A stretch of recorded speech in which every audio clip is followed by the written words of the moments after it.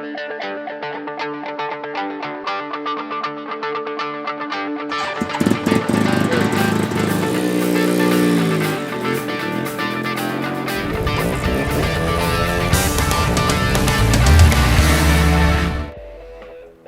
I'm here with Reg Rosner and with these two beautiful Suzuki RE5s, Reg, and wow, two Wankels in the same place. This is unbelievable. So where did you come by these machines? Off eBay were Canada shops, and Right. The blue one I picked up first, it was a Connecticut bike, 10-year labor of love. The guy went through it. From Connecticut, right? Yeah, from Connecticut. And the black one come from just outside of Utica, New York, about 6 months later. Okay, so they're both from the US. Yeah. So Correct. what decided you to search out Wankel motorcycles in particular? I mean, this is something that's been forgotten since the 70s now. Well, actually, that goes back to my dad's first snowmobiles that he bought new in '68, which we still have. Oh, really? So I got two Snow Furies. They were with the Sachs Wankel 303. Oh, yeah, right. And Sash. so I got a mate to it. Two Evinrude R35Qs, which are the first Evinrude rotary. Right. And these were just natural evolution after my Mazda Wankels that I had an R100 and R4 and R7 later, the first generation. And these come along. Hey, I couldn't afford it when I had a paper out. They were $4,000 US. So you remember it from when yeah. you were a kid? Then you do remember the Wankel from when you were a kid. So that's been tucked away in your in your brain somewhere. One day I'm going to own a Wankel, or as the correct term is, a Wankel. A Wankel, yeah. Right. Yeah. Anyway, go ahead. And no, that's just kind of, I found like, okay, I can afford one now. And For one? Yeah. How about two? And back when I had a paper out when I was 15, 16, when I first got my Honda CB350 in '72, learned how to ride, everybody had one of those. Dad lent me a bit of money for that, but not for a new Suzuki in '75.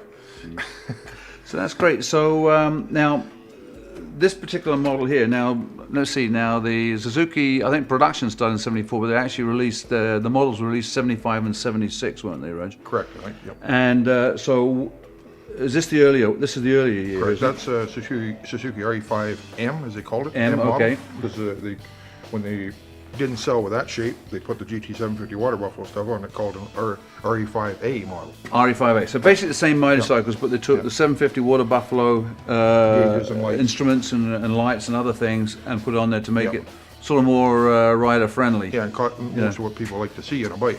I remember when the road test first came out on this machine, people thought this was a toolkit. Yeah. But actually it's the instrument cover. Yeah, just turn the key on there and it'll pop up. Or, Yeah, so flip. There we go.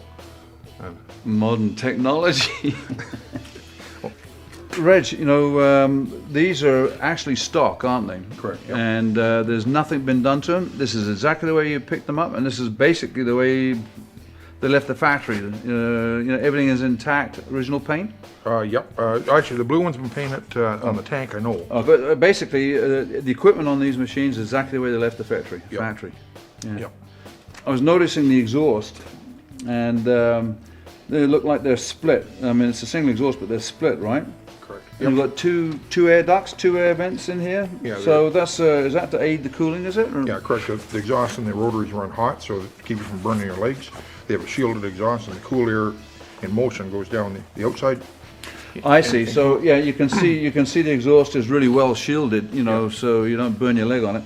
So the vent in the front there is to draw in cool air, run it alongside through the exhaust jack and out the back, and to help cool the exhaust down. Yep. So that's why they've split it. So you've got two vents, one on either side.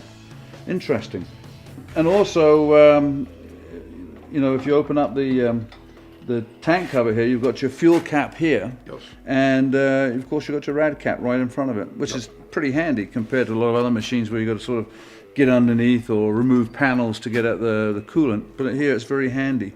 I think they did a little bit of, thinking when they designed the bike. It's just unfortunate it didn't take off with the engine the way it is. Yeah, because actually the weight wasn't too bad. I mean, dry it was about 500 and some odd pounds, and then wet somewhere around about 560, which by today's standards is still not that bad. Yeah. It's a little on the heavy side, but they do seem to be a little bit top heavy when you notice when you get on, you can feel the weight. yeah, come they on. do feel a little top heavy. The way the engine's.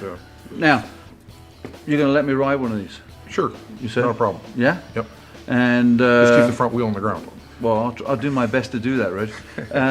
So I'm looking forward to it because they sound completely different from any other motorcycle or any other engine that I'm aware of, and they have their own little ambiance when you hear them going down the road. Yeah, the single rotor Wankels, the twin rotors in the most famous RX-7s and all that Mazda engine, the exhaust notes overlap one another, but the single rotors, doesn't matter whether it's this one or a Sachs Wankel or OMC.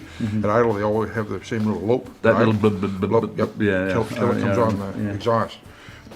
I really appreciate you, Reg, showing us these machines, and I can't wait to get out and try one out.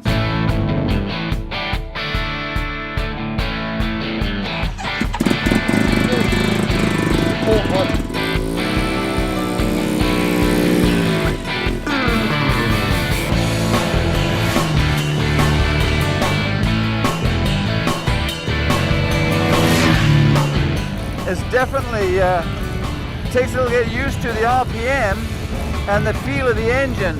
You know, the engine feels like it's not revving that high, but when you look at the RPM gauge, and all of a sudden you're looking at 4,000 or 5,000 RPM.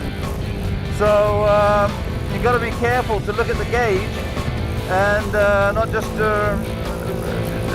change or rev the engine by ear.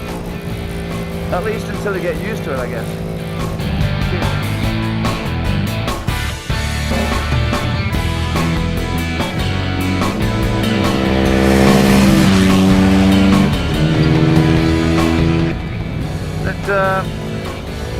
It handles relatively well. It feels a little top heavy, but it's quite balanced.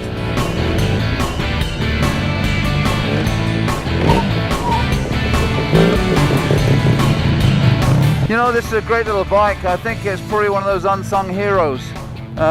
It handles well. It pulls like a tractor. It's a wonderful little machine.